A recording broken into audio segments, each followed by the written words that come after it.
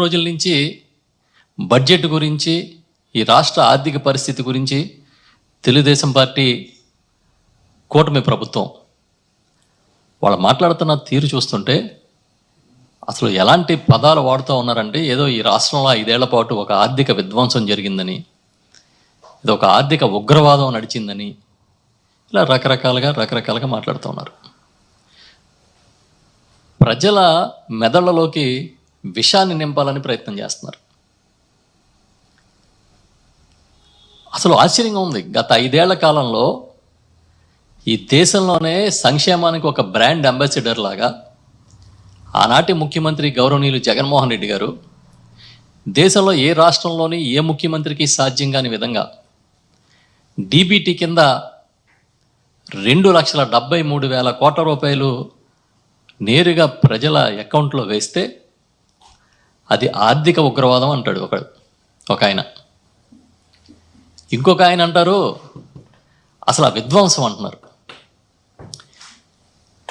అబద్ధాలు వల్లివేస్తూ, చెప్పిన అబద్ధాన్ని చెప్పకుండా ప్రతి దాన్ని బ్రాండింగ్ చేయాలని ప్రయత్నం చేస్తూ ఉన్నారు. మాకు అలవాటే, ఎందుకంటే చంద్రబాబు నాయుడు గారు ఆయన గురించి చాలా గొప్పగా చెప్పుకోవడం, ఆయనకు అనుకూల మీడియా కీర్తించడం, ఇవన్నీ మేము చూస్తూ ఉన్నాం, మాకు అలవాటే. కానీ మిమ్మల్ని కీర్తించుకోండి, మీరు చాలా గొప్పవాళ్ళు, మీ అంత పెద్ద ఆర్థికవేత్తలు లేరని మీరు చెప్పుకుంటే నష్టం లేదు. కానీ గత 5 ఏళ్ల కాలంలో ఈ రాష్ట్రానికి అన్యాయం జరిగింది, ఆర్థిక విధ్వంసం జరిగిందని చెబితే మాత్రం అది పచ్చి అబద్ధం, పచ్చి అవకాశవాదం అని చెప్పి ఈ సందర్భంగా నేను చెప్తా ఉన్నా. ఆయన మాట్లాడిన కొన్ని మాటలు చూసా ఇందాక. చంద్రబాబు నాయుడు గారు ఢిల్లీ వెళ్తే ఈ రాష్ట్ర ప్రయోజనాల కోసం వెళ్ళినట్టట. జగన్మోహన్ రెడ్డి గారు వెళ్తే ఆయన సొంత ప్రయోజనాలకు వెళ్ళినట్టట ఆయన చెప్తారు. ఇవాళ చంద్రబాబు నాయుడికి, ఆయన ప్రభుత్వానికి అధిష్టాన వర్గం ఎవరు చెప్పండి. గతంలో కాంగ్రెస్ సంస్కృతి ఉన్నప్పుడు ఈ రాష్ట్ర ప్రభుత్వాలన్నిటికీ అధిష్టాన వర్గం ఢిల్లీలో ఉంటుంది, ఢిల్లీ చెప్తే కానీ ఏం చేయలేదని చెప్పుకుంటూ ఉండేవాళ్ళం. ఇవాళ చంద్రబాబు నాయుడు గారికి అధిష్టాన వర్గం ఢిల్లీతో మాట్లాడి నిర్ణయాలు తీసుకునే పరిస్థితిలో ఉన్నాడు ఆయన. ఆయన చెప్తా ఉన్నారు 2014-19 మధ్య చాలా అద్భుతాలు ఆయన చేసినట్టుగా, ఆర్థిక వ్యవస్థని చాలా గాడిలో పెట్టినట్టుగా, 2019-24 మధ్య దీన్ని ఏదో నాశనం చేసినట్టుగా చెప్తూ ఉన్నారు. సో ముందు ఒక విషయాన్ని మాట్లాడదాం. మన విభజన చట్టం ప్రకారం రిసోర్స్ గ్యాప్ ఫండింగ్ అనేది కేంద్ర ప్రభుత్వం చేయాలి మనకి. అలా చేయాల్సి వచ్చినప్పుడు అప్పుడున్న లెక్కల ప్రకారం 17,000 కోట్ల రూపాయలు మన ఆంధ్రప్రదేశ్కి రావాల్సి ఉంది. అప్పట్లో ప్రత్యేక ప్యాకేజీలని పండగ చేసుకుంటున్న రోజుల్లో చంద్రబాబు నాయుడు గారు 5 ఏళ్ల కాలంలో ఆయన తీసుకొచ్చిన రిసోర్స్ గ్యాప్ ఫండింగ్ 3,900 కోట్లు. ఆ తర్వాత ఇంకా మనం రాబట్టలేము, మన వల్ల కాదని చెప్పి అసలు ఆ అంశాన్నే కన్వీనియంట్గా వదిలేసి పక్కన పెట్టేశారు. 2019లో జగన్మోహన్ రెడ్డి గారు మళ్ళీ అధికారంలోకి వచ్చిన తర్వాత, వైఎస్ఆర్ పార్టీ ప్రభుత్వం ఏర్పాటు అయిన తర్వాత, అప్పుడు మళ్ళీ రిసోర్స్ గ్యాప్ ఫండింగ్ అనేది మనకి చాలా రావాల్సి ఉంది, ఏ పరిస్థితిలో మనం తెచ్చుకోవాలని చెప్పి భావించి దానిపైన కేంద్రంతో మాట్లాడి పెద్ద ఎత్తున వాళ్ళని ఒప్పించడానికి ప్రయత్నం చేసి 10,460,87 రూపాయలని విడుదల చేయించారు. ఎవరు గొప్ప అని అడుగుతున్నా. ఆ రోజు కూడా కూటమి ప్రభుత్వమే. 2014లో కూడా Telugu Desam party, BJP party, Janasena party 3 పార్టీల్లో కలిపి ఎన్నికల్లో పోటీ చేసినాయి. జనసేన అభ్యర్థులను పెట్టకుండా మద్దతు ఇచ్చారు. బీజేపీ కేంద్ర ప్రభుత్వంలో వేల మంత్రులు ఉన్నారు, వాళ్ళ మంత్రులు ఆ రాష్ట్ర ప్రభుత్వంలో ఉన్నారు, కలిసి పరిపాలన చేశారు. అలాంటి సమయంలో కూడా నువ్వు 3,900 కోట్ల రూపాయలు మాత్రమే ఈ రాష్ట్రానికి సాధించేవు అనేది రికార్డులు చెప్తూ ఉన్నాయి. అదే జగన్మోహన్ రెడ్డి గారు సుమారుగా 10,500 కోట్ల రూపాయలు సాధించారంటే ఎవరు బాగా పనిచేసినట్టు? ఎవరు ఈ రాష్ట్ర ప్రయోజనాల కోసం గట్టిగా నిలబడినట్టు? ఇది నిజం కాదా అని అడుగుతున్నాను నేను.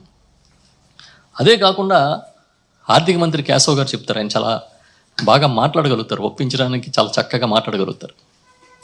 ఆయన ఏం చెప్తా ఉన్నారంటే 2014-19 మధ్య ఈ రాష్ట్రంలో సాధించిన ఆర్థిక ఫలితాలు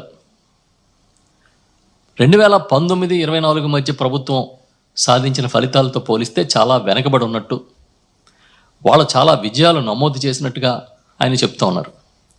ఈ సందర్భంగా కొన్ని అంశాలు వాళ్ళ ప్రస్తావించిన అంశాలే తీసుకుని మాట్లాడితే 2014-19 మధ్య జిఎస్డిపి అంటే రాష్ట్ర స్థూల ఉత్పత్తి 13.5% పెరిగింది. సిఏజిఆర్ రేటు ప్రకారం అంటే సగటు వార్షిక వృద్ధి రేటు చూస్తే 13.5% ఉంది. అదే 19-24 మధ్య 10.5% మాత్రమే నమోదైంది. కాబట్టి మేము చాలా గొప్పవాళ్ళం అని చెప్తున్నారు ఆయన. ఈ ప్రపంచం మొత్తం కోవిడ్తో అతలాకుతలం అయిపోయింది. దేశాలకి తాళాలు వేశారు, మొత్తం వ్యవస్థలన్నీ కుప్పకూలిపోయినాయి.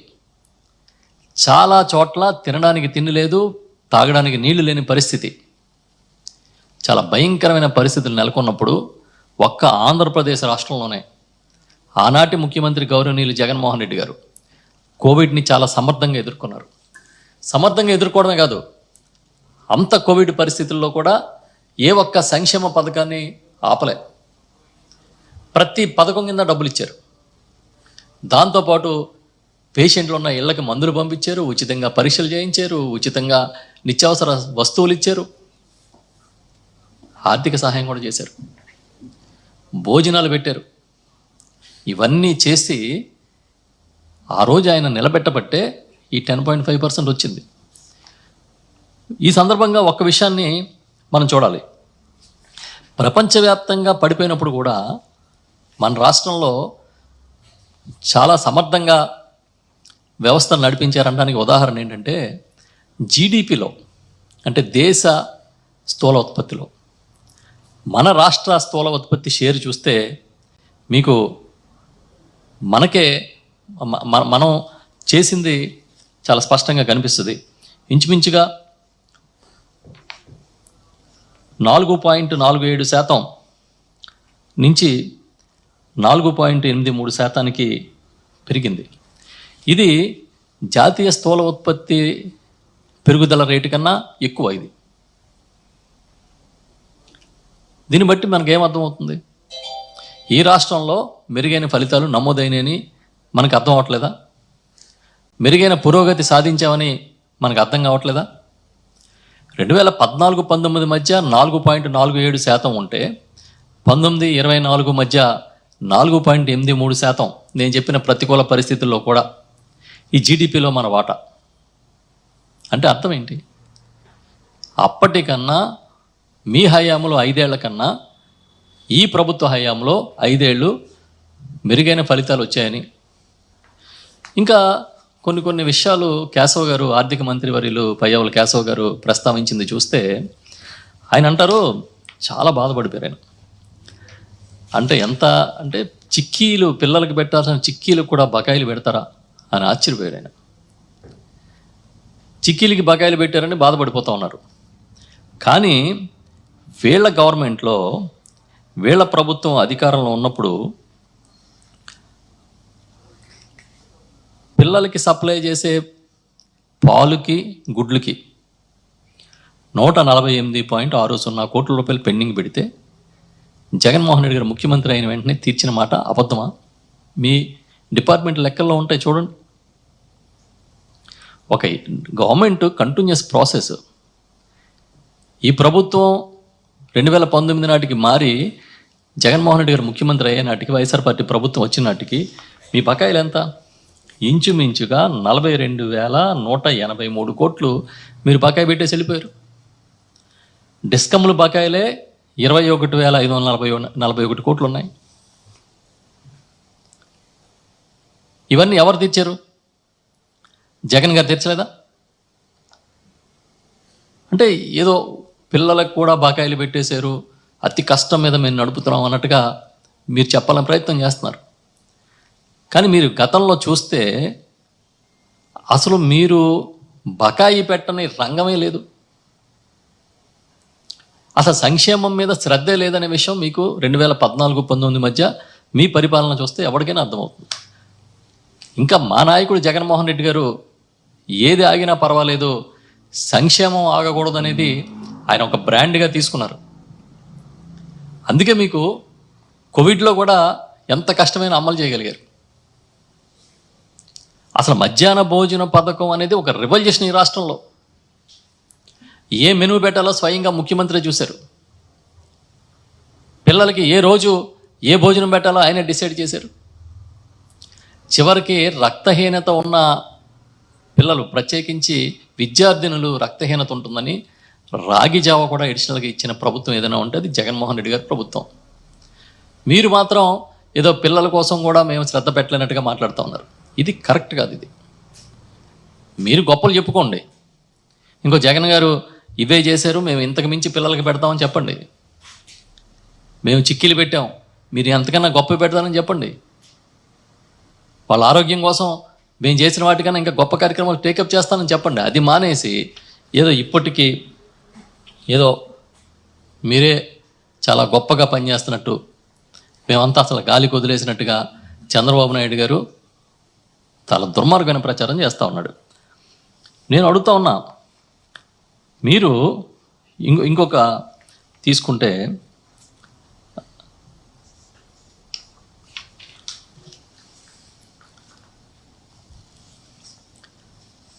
సెంట్రల్ గవర్నమెంట్ అంట ఆశ్చర్యపోయిందంట వైఎస్ఆర్ పార్టీ గవర్నమెంట్ ఉన్నప్పుడు, ఏంటి అప్పులు తెచ్చేయడం ఏంటి అని చెప్పి మాట్లాడితే సిగ్గు ఉండాలి. ఎఫ్ఆర్బిఎం దాటి అప్పులు తెచ్చింది ఎవరు ఈ రాష్ట్రంలో? ముఖ్యమంత్రిగా చంద్రబాబు నాయుడు గారు కాదా? 2014-19 మధ్య ఎఫ్ఆర్బిఎం లిమిట్స్ దాటి 17,000 కోట్ల రూపాయలు అప్పులు చేశారని కేంద్ర ప్రభుత్వం నిలదీయలేదా? వాటిని మళ్ళీ సర్దడం కోసం వాటిని ఆశ్చర్యపోయి ఈ ప్రభుత్వం, మా ప్రభుత్వం వచ్చిన తర్వాత 2019-24 మధ్య ఆ 17,000 కోట్లని మళ్ళీ అడ్జస్ట్ చేసుకుని అప్పులు తీసుకునే ఆ సంఖ్యని తగ్గించి 17,000 కోట్లు చూపించారు కదా. అంతకుమించి చేయకూడదు, ముందే మీరు తెచ్చేసుకున్నారు కాబట్టి ఆ 17,000 కోట్లు ఇప్పుడు ఈ లెక్కలో తీసుకుంటామని చెప్పలేదా? మీరేదో చాలా గొప్పగా పరిపాలించినట్టు. అసలు అప్పులంటే మీకు తెలియనట్టుగా, అసలు చంద్రబాబు నాయుడు గారు చెప్తున్న సంపద సృష్టి అదొక పెద్ద బ్రహ్మ పదార్థం. అసలు అప్పుకి సంపదకి తేడా తెలియంది ఎవరన్నా ఉంటే మీరే. చాలా విచిత్రంగా మాట్లాడుతూ ఉంటారు. 14 లక్షల కోట్లు అప్పులు తెచ్చామని చెప్పి, అప్పులు అయిపోయినాయి రాష్ట్రానికి, చాలా దుర్మార్గంగా అప్పులు చేసేశారని ఒక బ్రాండింగ్ చేయడానికి జగన్మోహన్ రెడ్డి గారిని తప్పుపట్టడానికి ఎన్నికల ముందు విపరీతమైన ప్రచారం చేశారు. ఒక అబద్ధాన్ని నిజం చేయడం కోసం పరితపించిపోయారు. ఆ తర్వాత మొన్న బడ్జెట్ ప్రసంగంలో ఆర్థిక మంత్రి గారు 6,46,531 కోట్లు ఈ రాష్ట్రానికి అప్పులు ఉన్నాయని చెప్పారు. మళ్ళీ ఇవాళ చంద్రబాబు నాయుడు గారు చెప్తారు, అబ్బే లేదు 9 లక్షల కోట్లు పైచిలకు అప్పులు ఉన్నాయి, కావాలంటే నా దగ్గరికి రండి నేను చూపిస్తాను అంటున్నాడు ఆయన. అసలు మీ దగ్గర రావడం, మీరు చూపించడం ఏదైనా ప్రైవేట్ వ్యవహారం ఏంటి? ఏదైనా ప్రైవేట్ వ్యవహారం మా దగ్గరికి వస్తే చూపించడం అనడానికి? అంటే మీరు చెప్పింది, మీరు అసెంబ్లీలో పెట్టిన డాక్యుమెంట్ అబద్ధమా? 6,43,000 కోట్లు అప్పులు ఉన్నాయి ఈ రాష్ట్రానికి అని చెప్పింది అబద్ధమా? 14 లక్షల కోట్లని అబద్ధం చెప్పారు. 6,43,000 కోట్లని బడ్జెట్ ప్రసంగాల్లో పెట్టారు. ఇప్పుడు మళ్ళీ 9 లక్షల కోట్లు పైచీలకు ఉన్నాయి, నా దగ్గర రండి నేను చూపిస్తానంటే మీ బాధ్యత కదా ఈ రాష్ట్రంలో అప్పులు ఎన్ని ఉన్నాయో చెప్పడం. పోనీ ఏదో వేరే పద్ధతిలో వేస్ అండ్ మీన్స్ ఏమైనా తీసుకొచ్చారు అనుకోండి, వాటిని తిరిగి తీర్చలేదా? వాటిని కూడా మీరు ఈ లెక్కల్లో చూపిస్తున్నారా? ఎవరిని మభ్య పెడతారు? దేనికోసం మభ్య పెడతారు? మా ప్రభుత్వం అధికారంలో ఉన్నప్పుడు మా ముఖ్యమంత్రిగా ఆనాటి ముఖ్యమంత్రి జగన్మోహన్ రెడ్డి గారు మా నాయకుడు ఉన్నప్పుడు 2,73,000 కోట్ల రూపాయలు నేరుగా అకౌంట్లో వేసిన మాట అబద్ధమా? చెప్పండి మీరు. మరి ఇప్పుడు మీరు ఏం చేశారని అప్పుల మీద అప్పుల కోసం ఎక్కన గుమ్మం దిగన గుమ్మం లేనట్టుగా ఆర్బీఐ ముందు పడిగాపులు పడుతూ ఎందుకు తిరుగుతూ ఉన్నారు ఈ 5 నెలల నుంచి? ఇవాళ ఈ 5 నెలల్లో మీరు తెచ్చిన అప్పులు సుమారు 50,000 కోట్లు అంటున్నారు. పోనీ ఏమైనా పథకం అమలు చేశారా? మీరు చెప్పిన సూపర్ 6లో ఒకటైనా సరే పూర్తి స్థాయిలో అమలు చేశారా? మొన్న మీరు పెట్టిన డాక్యుమెంట్ చూస్తే టీడీపీ మొదటి సంవత్సరం 68,000 కోట్లు అప్పులు చేయాలనుకుంటుందని ప్రొజెక్ట్ చేశారు. మీరేమో పథకాలు ఎవరు, మీరు డెవలప్మెంట్ కార్యక్రమాలు ఏమి టేకప్ చేయరు. 3 సిలిండర్లు ఇస్తానని పెట్టి 1 సిలిండర్కి పెడతారు. ఇంకా ఆర్టీసీ ప్రయాణాలు ఉచితాలు ఇవేమీ లేనే లేవు. మరి 68,000 కోట్ల అప్పు దేనికి చేస్తున్నారు? మీరే చెప్పండి. ఎవడు ఎక్కువ అప్పులు చేసినట్టు? 2019-24 మధ్య ఈ రాష్ట్రంలో సగటున చేసిన అప్పులు 47,000 కోట్ల రూపాయలు. ప్రతి సంవత్సరం సగటున 47,000 కోట్లు అప్పులు చేశారు. మీరు 5 నెలల్లో 50,000 కోట్లు చేశారు. మొదటి ఏడాది మొత్తానికి 68,000 కోట్లు చేస్తానంటున్నారు. మరి ఎవరు అప్పులు ఎక్కువ చేస్తున్నట్టు? మీరు దేనికోసం చేస్తున్నట్టు? మీ సంపద సృష్టి అంటే ఇదేనా? అప్పులు తేవడమే సంపద సృష్టి? ఈ 5 నెలల కాలంలో మీ సంపద సృష్టి అంటే ఏంటి? మళ్ళీ ఏం చెప్తారు? ఎసెట్ క్రియేషన్ జరగలేదు ఈ రాష్ట్రంలో అని చెప్తున్నారు. జగన్ గారు ఎసెట్ క్రియేషన్ చేస్తే దాన్ని ఇవాళ మీరు ప్రైవేటు పరం చేయడానికి పావులు కదిపిన మాట అబద్ధమా? పీపీపీ మోడల్లో మీరు మెడికల్ కాలేజీలు ఇచ్చేస్తానంటున్నారు. జగన్మోహన్ రెడ్డి గారు నిర్మాణం చేసిన పోర్ట్లు ప్రైవేటు పరం చేస్తామంటున్నారు. దేనికోసం అని అడుగుతున్నా. అంటే మీరు అనుకున్నదే చేయడం కోసం దాన్ని ప్రజల దృష్టిలో ఎదట వాళ్ళని తప్పుపట్టే విధంగా ప్రచారం చేయడం అనేది మీకున్న గొప్ప టెక్నిక్ మీకు.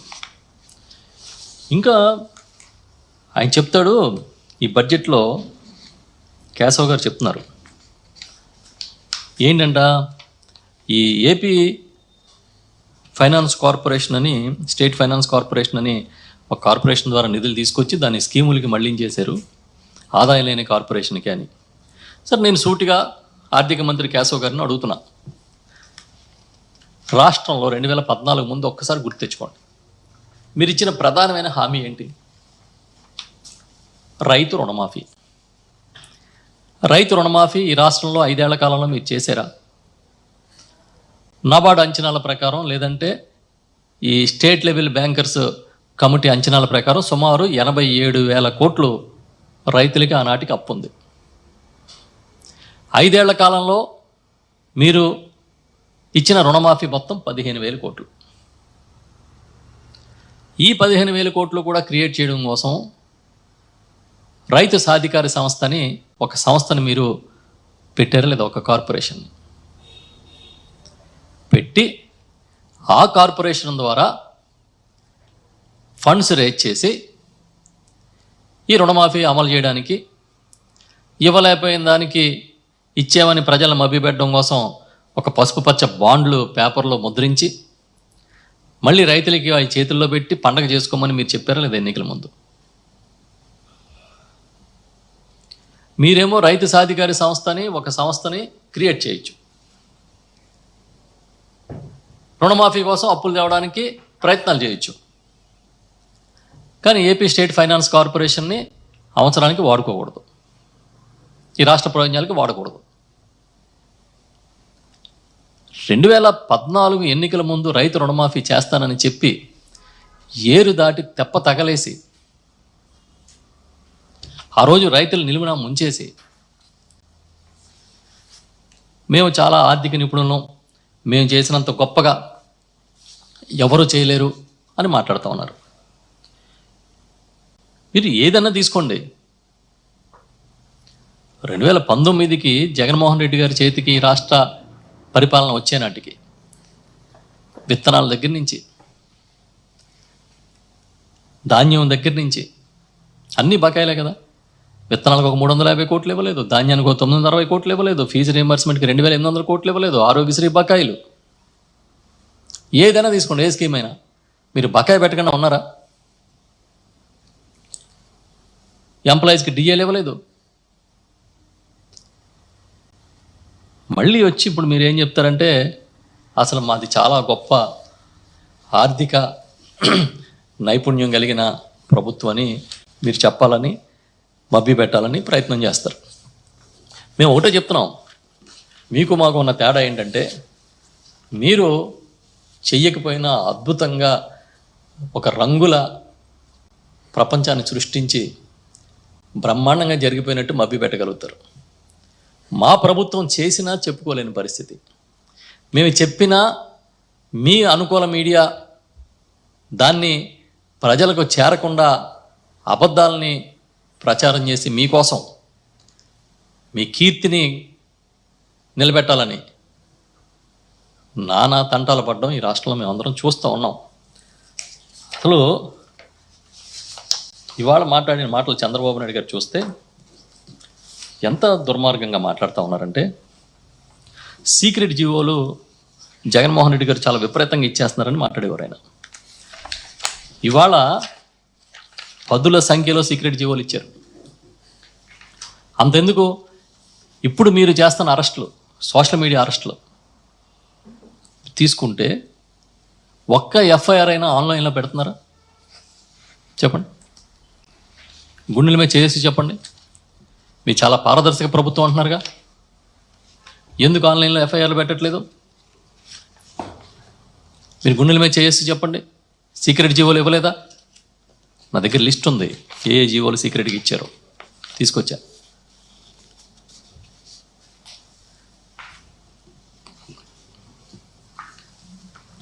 రహస్య జీవోలు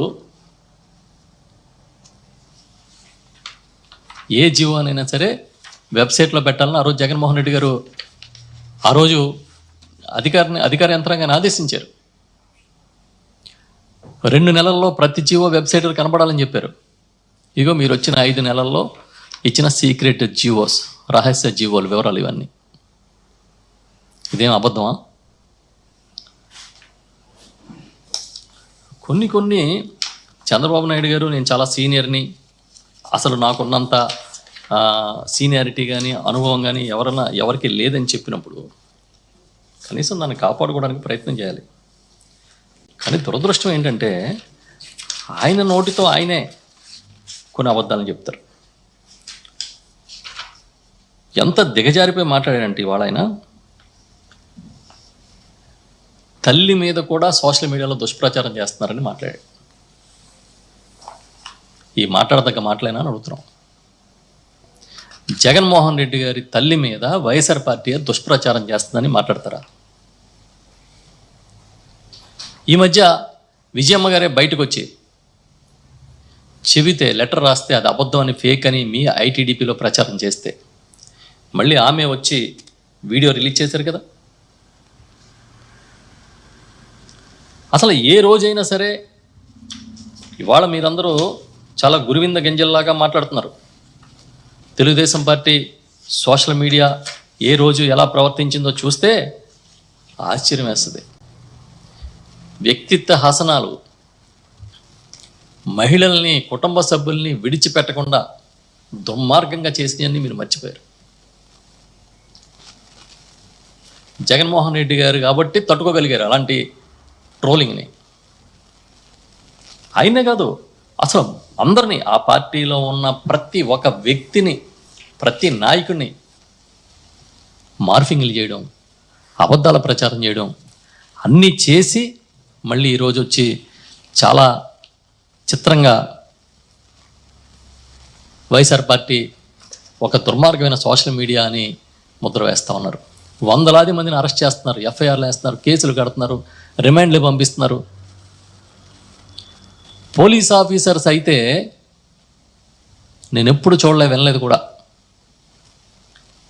నిజంగా ఆత్మ పరిశీలన చేసుకోమని రాష్ట్రంలో ప్రతి పోలీస్ అధికారిని కోరుకుంటున్నాను నేను.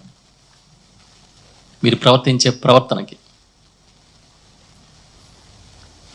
అధికారంలో ఉన్న వాళ్ళకి అడుగులకు మడుగులు ఒత్తుతారని విన్నాం, కానీ ఇలా వ్యవస్థ మొత్తం దాసోహం అయిపోద్దని మాత్రం చూడలేదు ఎప్పుడు. ట్వీట్ని రీట్వీట్ చేస్తే కూడా కేసులు పెడుతున్నారు. మీకు నిజంగా నిజాయితీ ఉంటే, మొన్న ఎప్పుడో నేను చూశాను చంద్రబాబు నాయుడు గారు ముఖ్యమంత్రి గారు ఇచ్చిన ఒక ప్రకటన, అది ఏ పార్టీలో మహిళల్ని కించపరిచినా విడిచిపెట్టమని. మీ నిజాయితీ కరెక్ట్ అనుకుంటే వైఎస్ఆర్ పార్టీ నాయకుల మీద, వైఎస్ఆర్ పార్టీ మహిళా నాయకుల మీద చాలా దుర్మార్గమైన పోస్టింగ్లు పెట్టినాను, ఒక్కడన్నా అరెస్ట్ చేసి చూపించాను మీరు, ఒక్కడిని. అంటే ఎంత దుర్మార్గం అంటే, అసలు ఆయన మాట్లాడదగ్గ మాటల, కన్న తల్లి శీలాన్ని శంకించేలాగా పోస్టులు పెట్టించారు అని మాట్లాడాడండి. హుందాతనం ఉండకపోతే పాలిటిక్స్లో సీనియర్లు ఎవరికి ఏం నేర్పిస్తున్నారని అడుగుతున్నాం మేము.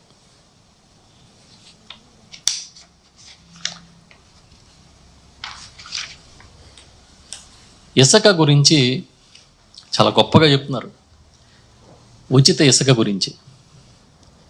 అది నవ్వొస్తుంది. ఉచిత ఇసుక గురించి మీరు చెప్పినప్పుడల్లా జనం నవ్వుకుంటున్నారు. 2024 జగన్మోహన్ రెడ్డి గారి ప్రభుత్వం ఉన్నంత వరకు మా జిల్లాలో, గోదావరి జిల్లాలో ఒక 6 యూనిట్లు 6.5 యూనిట్ల లారీ ఇసుక 16,000కి వచ్చేది. ఇవాళ 26,000 నుంచి 28,000కి ఉచిత ఇసుక లభిస్తుంది.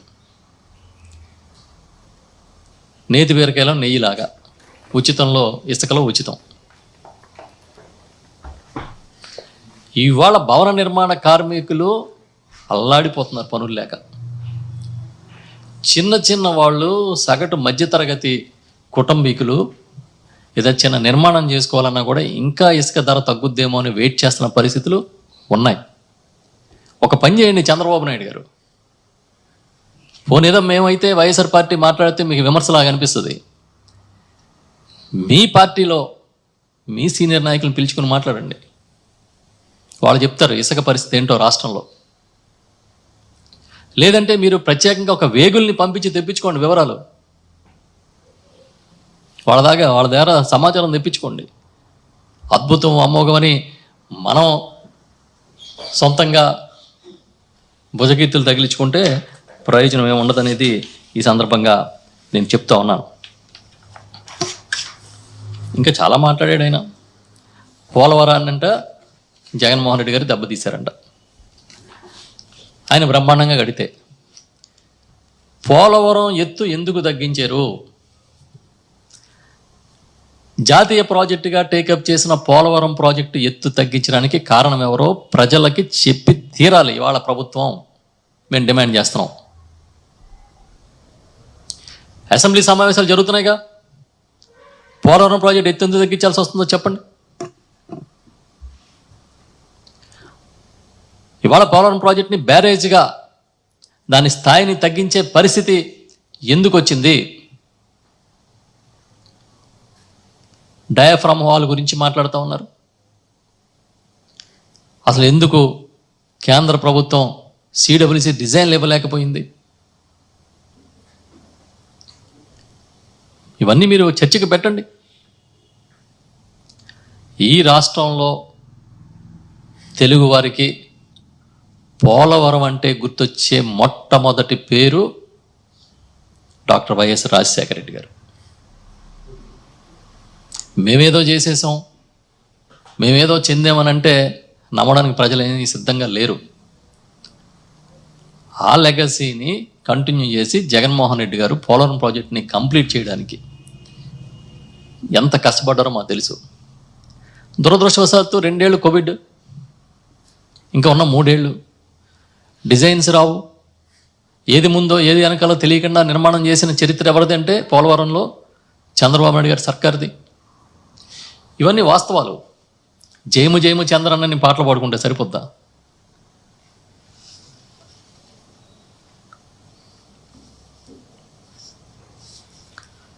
అసలు ఎలాంటి మాటలు మాట్లాడుతూ ఉన్నారంటే, పెట్టుబడులు పెట్టడానికి వస్తారంట, పెట్టుబడిదారుల్ని గత 5 ఏళ్లలో తరిమేశారంట.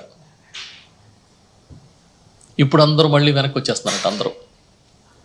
మొన్నే మా నాయకుడు జగన్మోహన్ రెడ్డి గారు చెప్పారు, మీరు చెప్తున్న రిలయన్స్ ఆల్రెడీ అది టేకాఫ్ అయిపోయింది, 1-2 ప్రాజెక్టులు ఓపెన్ అయిపోయినాయి, ఇప్పుడు మళ్ళీ కొత్తగా రంగేసి మళ్ళీ మీరు ఇదంతా మా ప్రతాపం అని చెప్పుకునే ప్రయత్నం చేస్తూ ఉన్నారు. ఇది కాకుండా చెప్పాలంటే ఇప్పుడు ప్రస్తుతం చాలా బర్నింగ్ టాపిక్, అందరికి ఇంట్రెస్టింగ్ టాపిక్ లిక్కర్. అది కూడా ఇవాళ ఆయన మాట్లాడాడు లిక్కర్ గురించి. అద్భుతం అంట, అమోఘం అంట. వైఎస్ఆర్ పార్టీ ప్రభుత్వంలో లిక్కర్ తాగితే లివర్ చెడిపోద్ది, చంద్రబాబు నాయుడు గారి సర్కారు ఇచ్చే లిక్కర్ తాగితే లివర్ బాగుపడుతుందని ఆయన చెప్పాలనుకుంటున్నాడేమో మరి. అసలు ఇవాళ అలవాటు ఉన్నవాడిని వెళ్ళి అడిగితే చెప్తారు, మొట్టమొదట మళ్ళీ ఆయన చేతిలో మోసపోయింది మేమేను. డ్రింక్ చేసేవాడిని ఎవడైనా అడిగితే వాళ్ళు చెప్తారు.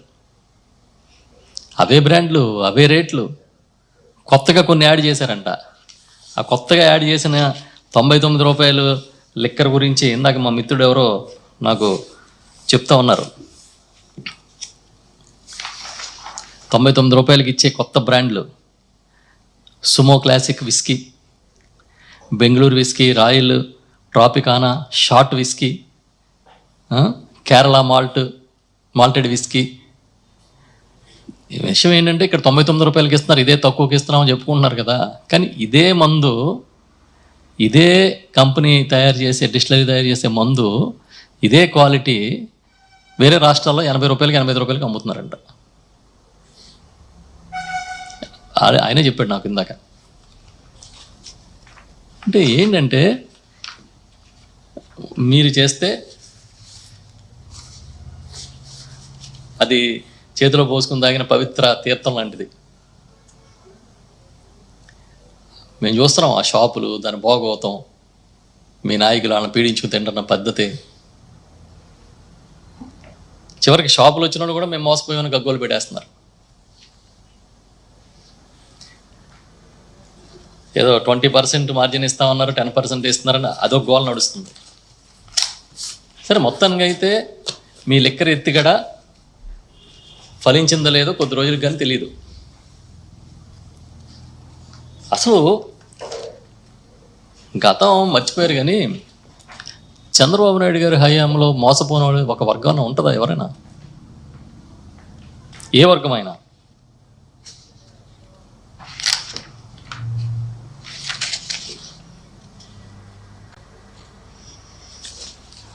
రాజశేఖర రెడ్డి గారు ఆయన ఒక అడుగు ముందుకేస్తే నేను 4 అడుగులు ముందుకేస్తానని చెప్పే జగన్మోహన్ రెడ్డి గారు అద్భుతంగా సంక్షేమాన్ని చేసి చూపించి శాంతి భద్రతలను కాపాడడానికి అహరహరం కష్టపడి దిశ లాంటి విధానాలు తీసుకొచ్చి ఫాస్ట్ ట్రాక్ కోర్టులు, సెపరేట్ సిస్టమ్స్ తీసుకొస్తే ఆయనకి మంచి పేరు వచ్చినాయి కాబట్టి మీరు తీసేయాలని తీసేశారు. ఇప్పుడు ఏం మాట్లాడుతున్నారంటే జగన్ గారి హయాంలో కక్ష సాధింపులు జరిగినాయి అంట.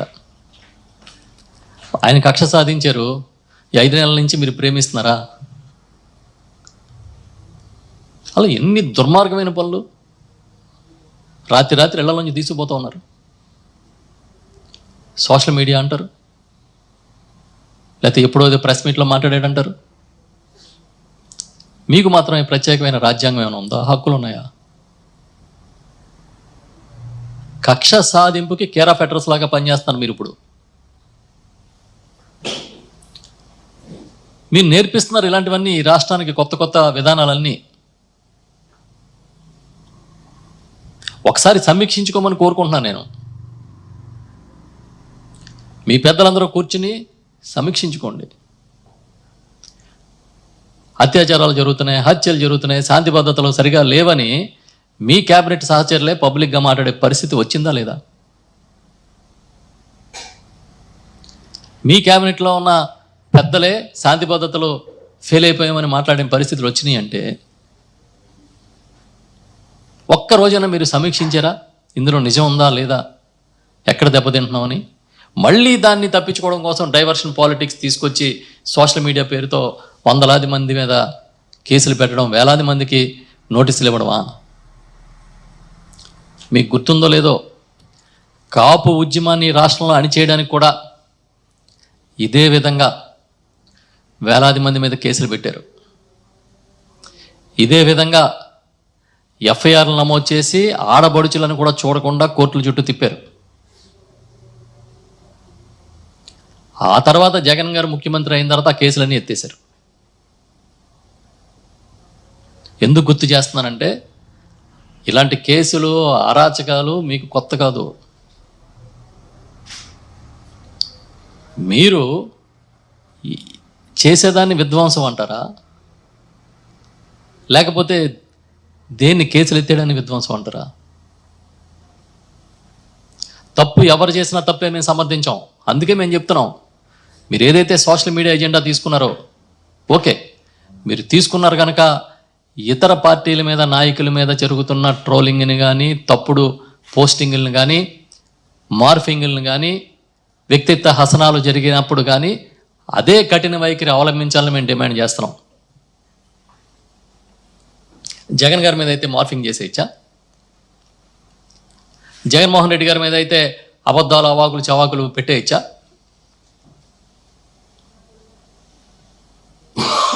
దానికి ఏమన్నా సెపరేట్ మినహాయింపు ఉందా?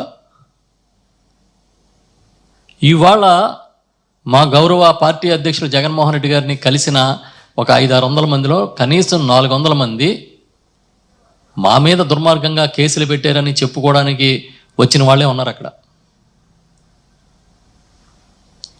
చిన్న పెద్ద తేడా చూడడం లేదు, ఆడ మగ తేడా చూడడం లేదు. ఏం సాధిద్దామని మీరు ఎన్ని డైవర్షన్స్ చేసినా మీ సూపర్ 6 ఏమైందని మేము అడుగుతూనే ఉంటాం. మీరు ఎన్ని పన్నాగాలు పనినా, ఎత్తుగడలు వేసినా ప్రజల మైండ్లోంచి మీరు ఇచ్చిన హామీలు పోవు. మా ప్రభుత్వం కన్నా బెటర్గా మీరు చేయాలని మేము కోరుకుంటాం. కానీ డైవర్షన్ చేసి ప్రజల మనసు మళ్ళించి, ఆలోచనలు మళ్ళించి మేమేదో సాఫీగా కథ నడుపుతున్నామని మాత్రం అనుకోవద్దు. వాళ్ళ సభలో మీరు కూర్చొని ఇష్టం వచ్చిన మాట్లాడుకుంటున్నారు, కామెడీలు చేసుకుంటున్నారు. అవునా కదా?